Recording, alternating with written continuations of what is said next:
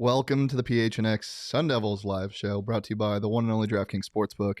It's America's top-rated sportsbook. People, download the app today using promo code PHNX, but just $5 on any NFL team to win their game. And if they do, you get $200 in free bets. Simple as that. I'm joined, as always, by Brittany Boyer. Brittany? How are you? I'm great. Thanks for finishing my sentence. We also have a special guest. We DJ do. Foster is here. DJ, how you doing? Doing fantastic, guys. How are you? Thanks for having me on. We're great. Thank you so much for joining us. How are you doing up there in Toronto right now? I'm good. It's about 42 degrees and raining, so I do miss back home. I know it's a little warmer back there, but it's been amazing. It's been a fun journey so far. Well, it's homecoming week down here. Normally Halloween week, it's still a little bit warmer than this down here for us. A little cold for us. We're in long sleeves already. Yeah, I was mostly a student, though. Yeah, true. But, we figured it'd be a great time to bring back some of, the all-time great Sun Devils that have presented us with so many wonderful memories. And you are definitely one of them that both of us can recall seeing play, and you're still out there tearing it up, and you're a local kid, so we are just so grateful to have you on the show. So DJ, right now you are up there in Toronto, but your story starts long before you even started at Saguaro, I'm sure. So do you want to kind of give us a little background of your time, how you ended up at ASU and your story since then? Yeah, growing up in the Valley, I played Pop Warner with a lot of guys that, went to various high schools and colleges and stuff. And kind of coming into my high school career, I had a couple choices between Saguaro and a few other ones. I had some family friends. I had family that went to Saguaro, and a lot of my teammates, guys like, Teddy Rubin, Danny Clark, guys that have been in the Valley playing sports for a while, were going to Saguaro. So I chose Saguaro and had an amazing time there. Got to meet some of my best friends, play great football, play with a bunch of great teammates, great coaches, Coach Sanders, and kind of had the choice between a few colleges and ended up just staying home. I think my year, for some reason, everybody in the Pac-12 was getting fired, from Erickson to Chip Kelly, Coach Tedford at Cal. So I ended up staying home. I said, if I could figure something out, I'd rather be home and do it, with my family and friends around me. So that kind of ended up being kind of my road there. And the rest is history. ASU, it's a special place in my heart. Before ASU, that senior year at Saguaro, 60 touchdowns. And in one of those games, I believe it was against Sunrise Mountain, he had 10. Yeah. What happened in that game? What did that feel like, getting to the end zone 10 times? It's funny because that stat follows me everywhere, and I'll have, no matter what team I'm on, I'll have teammates read that. And I get questions about it, and they laugh. They don't believe me most of the time. Yeah. But it was a playoff game. It was a high-scoring game. Mike Brown, which is a Saguaro legend, he went to Nebraska, was actually in attendance, and I was a big fan. I was honored to play in front of him. So we were just trying to put on a show, and I was just trying to play the best ball I could play. And like I said, it was a playoff game, that kind of intensity, and I got the ball and I just ran as fast as I can and try to score every time I could. And those were all on the ground, right? There was no receiving? Receiving, yeah. I'm pretty sure it was 10 touchdowns, 500 yards, and I'm not sure the carry. I think it was like 20 carries. That's amazing. Like that.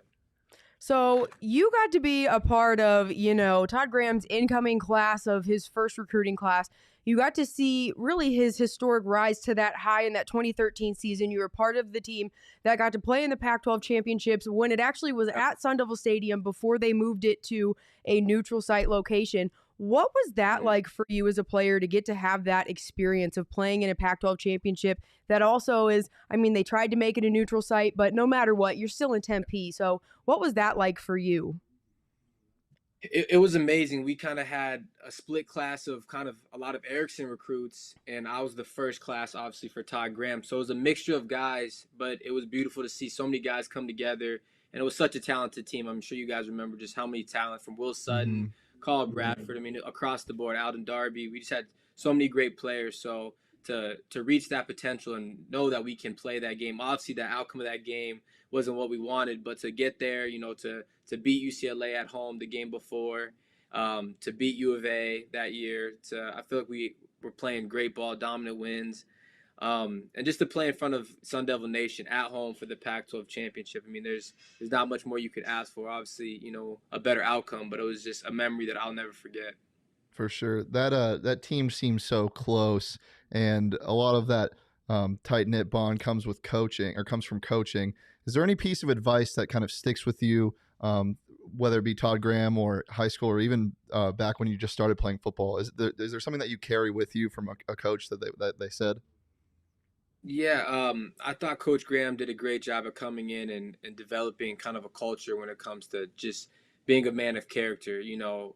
We all can do your talents and do your skills on the field, but it's who you are behind the scenes. The little things that when no one's watching, those are the things that are important. And I think that's one of the biggest things that I learned from him, and I still continue to use those in my career. Just the little details, the things, and taking the time to focus on those. Now, Coach Graham also really was able to foster a certain kind of brotherhood within your team. And I know every team from each year, that sort of brotherhood kind of changes as the players on the roster change. But, you and Jordan and Burko had a really special bond. And I know that you were roommates. We had Simone on a couple weeks ago, and he was talking about your rides to practice in the morning and how you were not a morning person. Do you have any like super funny memories, or just like one specific morning ride to practice where something absolutely hilarious happened that you can recall that just is so random and out there, but something you'll never forget? It was just the consistency of, we'd wake up for our 5 a.m. workouts, and Jordan had a Toyota Tacoma at the time, which is really a 2-person truck. But so Burko would sit in the front and I'd be squished in the back with about that much leg room. Yeah. And just absolutely, Jordan is a morning person, so his energy's high. And I would say Burko was close to that, matching that. And I am the complete opposite. I don't want to be talked to. Don't look at me. We'll talk in about an hour. Need my time to warm up. And Jordan is just always in my face, but he knew that's how I would get going. So just those morning rides were hilarious. He'd play some terrible song full blast, and that's how I started pretty much my morning off every day. But those are the memories that I'll keep forever, and I know that it's a funny thing amongst us. Do you ever try to recreate those memories on your own now? Blast some terrible songs in the morning on the way to practice? Yeah, I'll send him a video of some stuff to remind what he did to me and how he scarred me, and now it's kind of a part of my life. So I guess it stuck somehow. That's great. Obviously, having a relationship off the field is so important, and obviously being roommates kind of exemplifies that. Does that translate to practices? Like, are there certain clicks almost, or is it once you're on the field, it's just kind of everybody's basically your roommate at that point? A little bit of both. There definitely are clicks, but I think when you're a leader on the team, which I know Jordan, Burko, a lot of the guys that I was close with, you take a certain role that you have to bring to practice, and I think guys look at you when you're in that role. So that was something that we could all share by being leaders on the team, that there's a certain tempo, a certain energy you need to bring to practice when guys are looking at you to kind of set the tone. So that was something that I think we always communicated, and even though we had so many different friend groups. Jordan was a DB, I was a running back, was a quarterback, even Ellis Jefferson was a receiver. Guys that I live with, being who you are and letting them know that this is, how we're going to practice. This is kind of our culture. I think that spreads to each meeting room and each position group for sure. Now, I know right now you're up there in Toronto. You guys have a game this weekend, correct? We do. Saturday night. Yep. All right. So how has your career up in Toronto been? And, is there anything you want to share about your time in the Canadian Football League that's been a little bit different than things that you've experienced when you were in the NFL? Or, because it's a bit different up there when you cross into Canada. Eh? It is. But it was a very random opportunity. I had a kind of a decision last second to take this opportunity or maybe wait for a training camp call from an NFL team. So it was a really big decision. They were almost pretty much done with camp up here in the Canadian Football League. So I had to make a decision within 24 hours to get on a flight and come up here.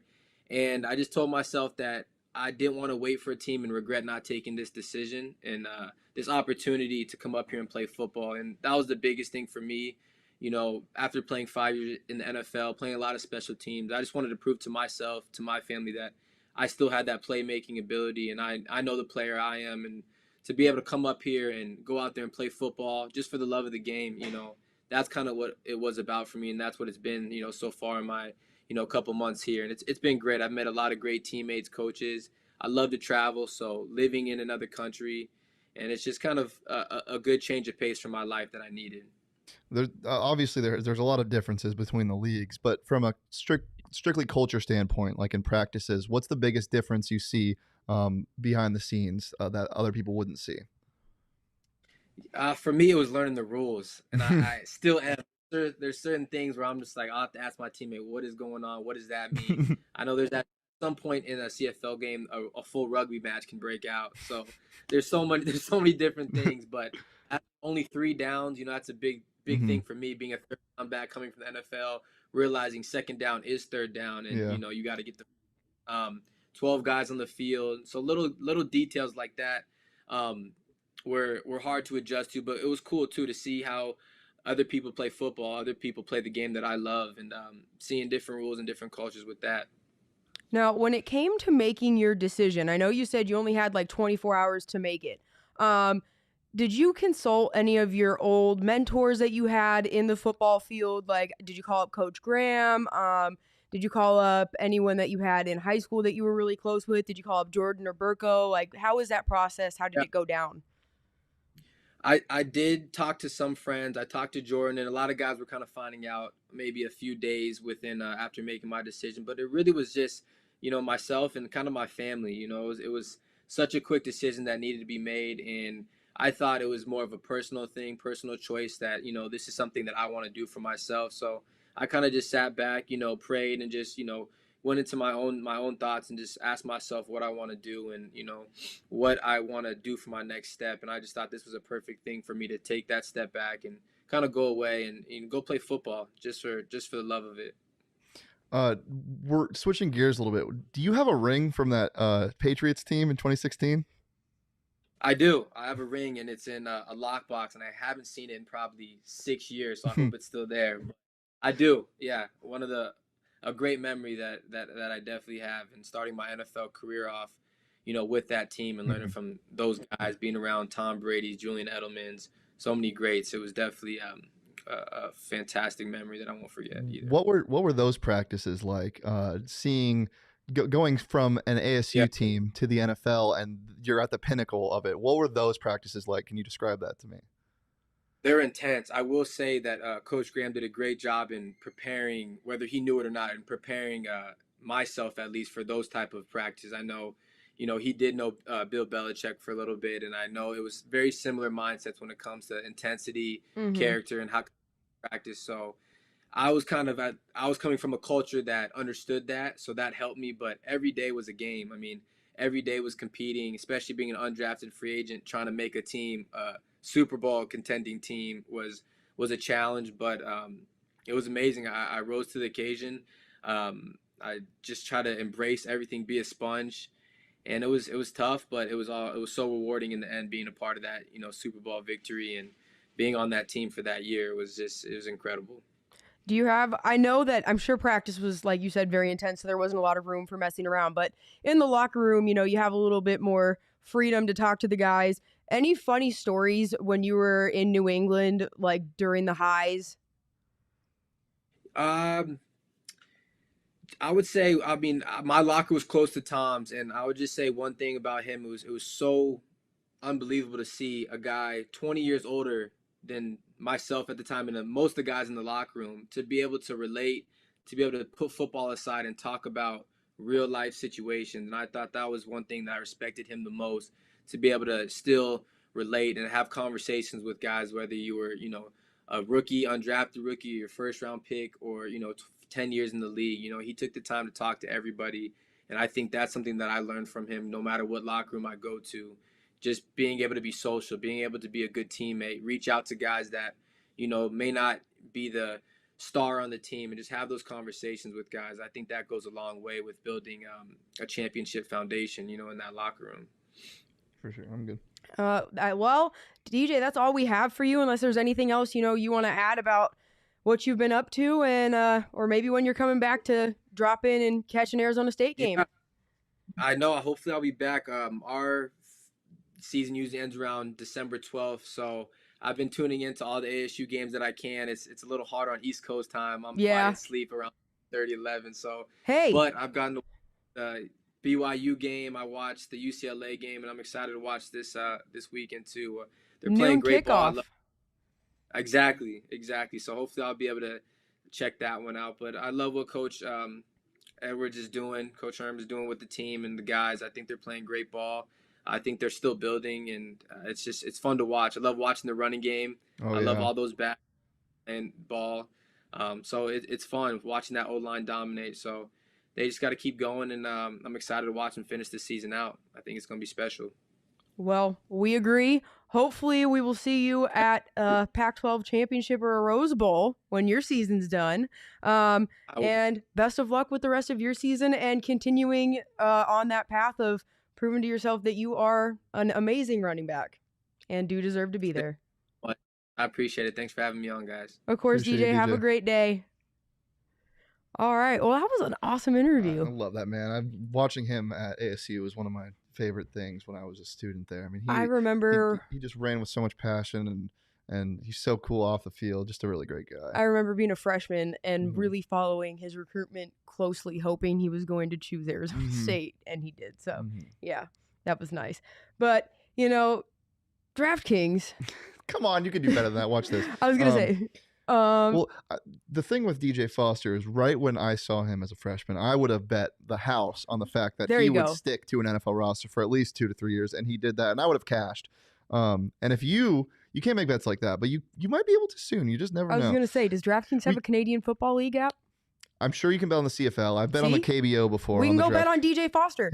Yeah, let's bet on DJ Foster. Maybe we'll make that our DraftKings pick of the week. Ooh, you never know. We might have to throw that one in there. But if you want to download the DraftKings Sportsbook app and get in on this action of betting on weird things, you can. And if you use that promo code PHNX when you sign up, you can bet just $5 on any NFL team to win their game this week at DraftKings Sportsbook and get $200 in free bets if they do win that game. It's safe, it's secure, it's reliable, and most of all, it's fun. I have so much fun using it even when I'm not winning, but we're getting hot on the bet show. Monday through Friday at noon, me and Johnny Venerable will break down some bets for you that you can use on the DraftKings Sportsbook app. So if you want to get in on this action, download the DraftKings Sportsbook app, use that promo code PHNX, get your $200 in free bets when you place just $5 or more on an NFL team to win their game, and they do. Only at DraftKings. 21 plus, Arizona only. Gambling problem, call 1-800-NEXT-STEP. New customers only. Eligibility restrictions apply. See DraftKings.com/sportsbook for more details. You know when they tell you to say razor blades with like an accent? Razor blades. Oh, yeah. Razor blades. Anyways, you won't have to worry about razor blades anymore if you go to manscaped.com and use our code PHNX because you'll get 20% off and free shipping, and they have awesome shaving products to make sure that you do not stay hairy. So you should go there. I was looking, so for Halloween, I mentioned this on the shows before, but me and my buddies are going to be the founding fathers. We're going to get like 6 of us, and and I was looking for like famous like beards or mustaches, and the only one you can borrow Saul's. The only one that's like famous is Abe Lincoln's, but then I would have to shave the stash, and I don't want to do that. So there's not really a famous founding father mustache. So if you guys have any ideas where I can incorporate that, that'd be great. Because I want to use my Manscaped Lawnmower 4.0 for it. I was thinking about using it to get a goatee going, but there's no founding father that had a goatee. I don't think goatees were even a thing back then. Make it a thing. Yeah, we could. Maybe I can just tell be them Abe Lincoln this is the new Abe Lincoln look. Yeah. So yeah, if you want to be a founding father with a goatee, the Lawnmower 4.0 can do that for you. The Weed Whacker can do that for you. Their Performance Package 4.0 can help you get there. Only at Manscaped. You can go over to manscaped.com right now. Use that promo code PHNX. When you check out, you get 20% off and free shipping. Only at manscaped.com. That's code PHNX, 20% off and free shipping at manscaped.com. Let's switch gears a little bit. I don't know what that was. Yep, we're going down the ASU press conference road of what was discussed today.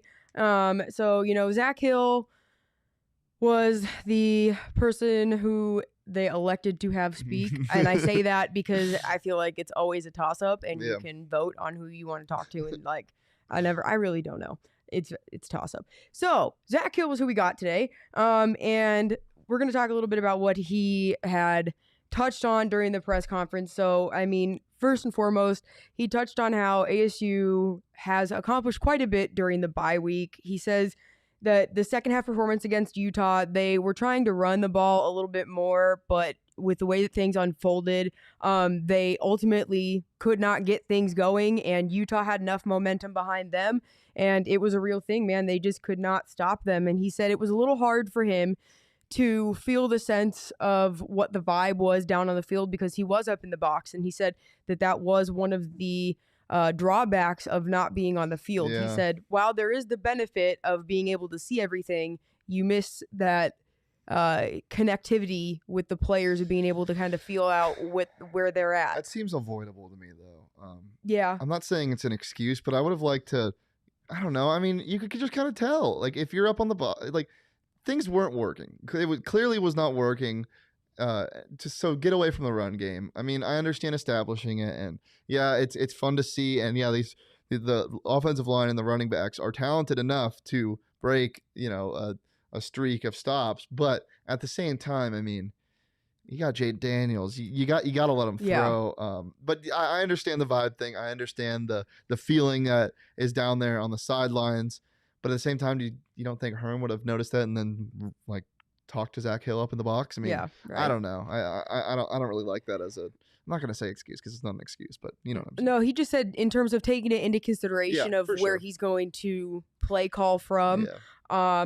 He also mentioned, and you touched on this last week, how Washington State's offense is similar to that of Utah's, very active, flying around the field, very agile, and also they have a very high level of experience on their roster and the ability to play incredibly physical, which does sound quite similar to Utah. So that is something you brought up last week. They're just not as talented, though. No, they're not, but yeah, ASU just needs to take care of business, and that's the theme for every game they play in. I mean, if this ASU team can just do what they do, star in your role, be the best ASU team that you can be without committing penalties or egregious turnovers, then they won't lose this game. The ASU is the better team, and they are most of their matchups, if not all of them. Yeah, and I mean, he touched on that when he addressed penalties. He said 33 of the offensive fouls so far that they've had, or like a lot of them were just,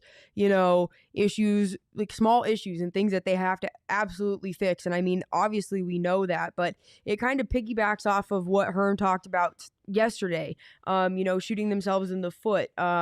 They're spotting teams over 100 yards and then deciding to play from behind. So we didn't really talk about it yesterday, but this is a clip from the press conference yesterday of what Herm Edwards says that kind of supplements what Zach Hill was talking about today. As a head coach, I've never had a penalty because I don't play. The players have to realize that, and I think the more you capsulize it, we have 33 fouls on offense. 33 fouls. We have 23 on defense, 11 on special teams. So when you think about it, you're averaging almost 9 penalties a game for almost 100 yards. So it's amazing we're 5-2. You're actually spotting a team 100 yards. You're saying you can have 100 yards, and we're going to play from a deficit and go try to win. Well, that's very difficult to do. Now we found a way to do it, but you can't keep living in that world. And I think the players understand that. They don't intentionally go out there and say, I'm gonna go get a foul. They don't do that intentionally. But the 2 games that they reared its head and it cost us, and those teams beat us as well. Now, I'm not taking anything away, but you give second opportunities to offenses, or you give them extra yards with a foul tacked on. We know that. You guys are smart enough to figure that out. Offensively, you get yourself in some bad downs. And you're looking at 2nd and 15, 3rd and 20. There's no play for 3rd and 20.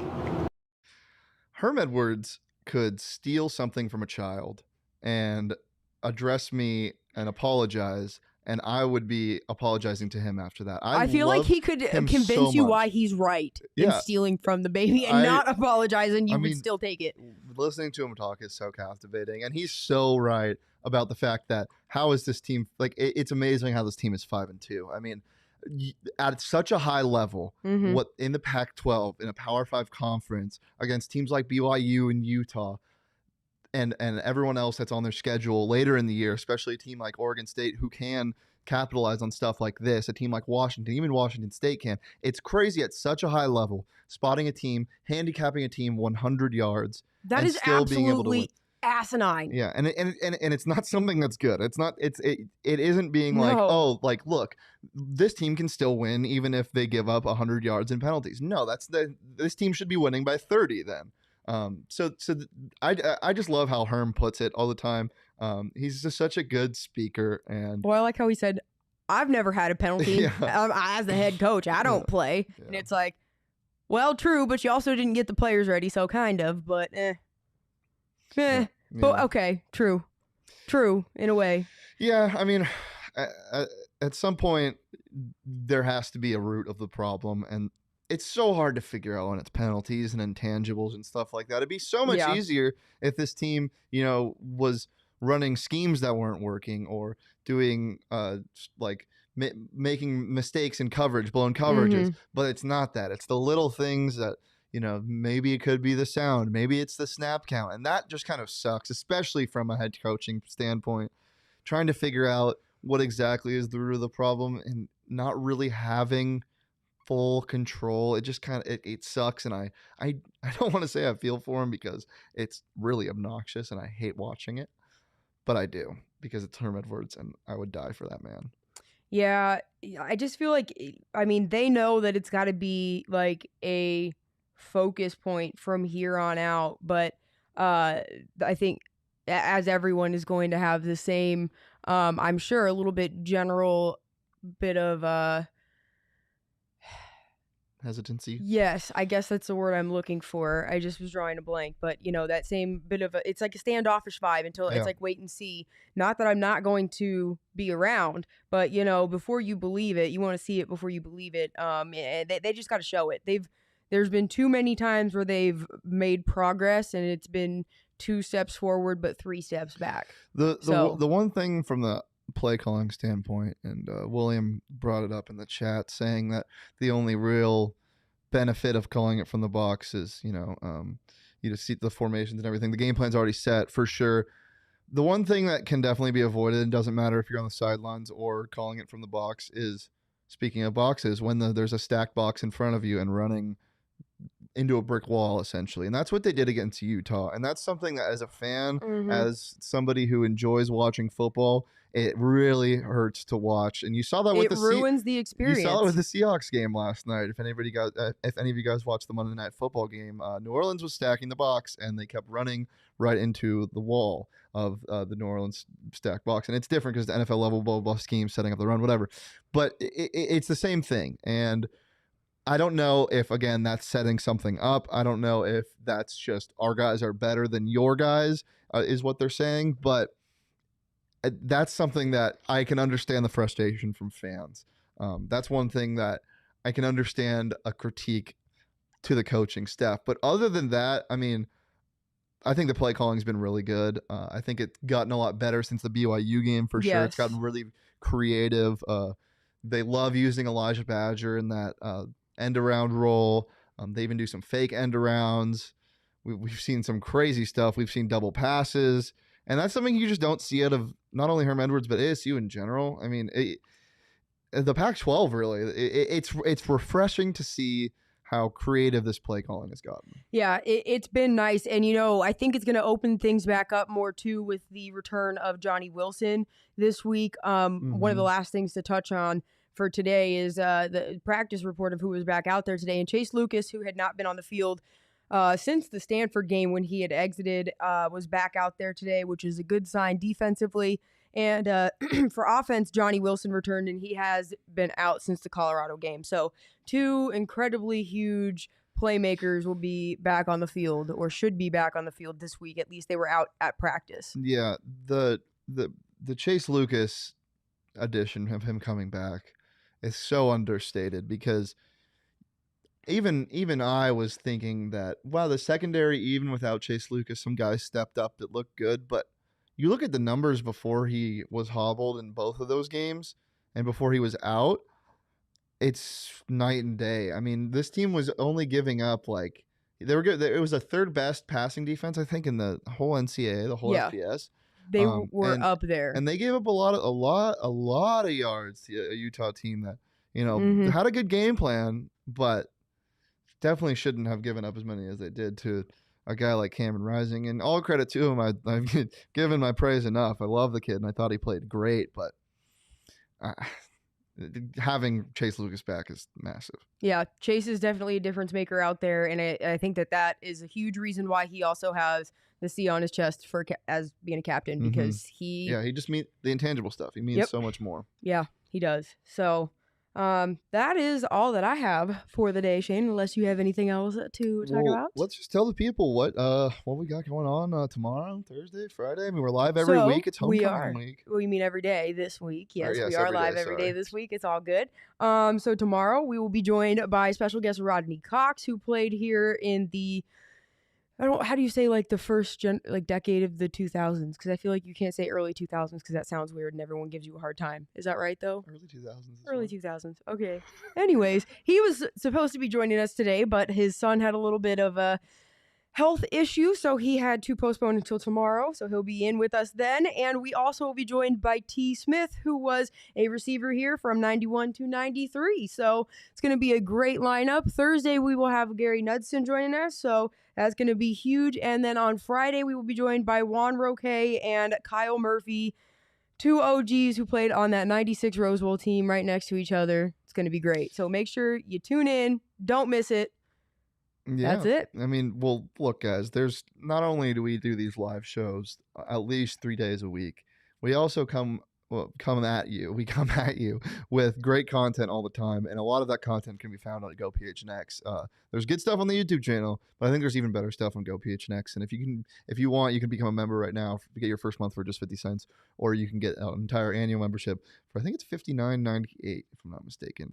It's almost $60, and you get a free shirt with that, and you get great content. You get stuff from the Cardinals, you get stuff from the Coyotes, you get stuff from every Arizona sports team that we have coverage for, including Arizona State. Brittany's writing stuff on Go PHNX all the time, post-game wrap-ups, her Sleeping Giant story. And we also we just have really good content all the time there. So if you want to read more of that stuff, go to Go PHNX, get your membership, get your merch on, become part of the family, and it's just a good time over here. So yeah. Anything else before we get out? That is it. We will see you tomorrow, same time, same place. 3:30. Yep. Peace.